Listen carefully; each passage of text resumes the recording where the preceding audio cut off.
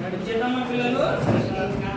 నాతో పాటు చిన్ని పడవ పెద్ద పడవ చిత్రమైన నది పడవ నీటి మీద నడిచేది నీదైన నా పడవ కాగితంతో చేసినట్టి ఆగిపోని పడవ వాన కురిసినంతనే పొదలాలి నా పడవ.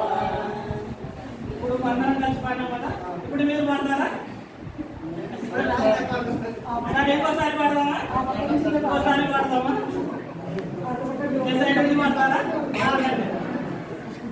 ఇప్పుడు మీరు పాడండి, సరేనా? నేను వింటాను. రెడీ? 3, 2, 1 రెడీ.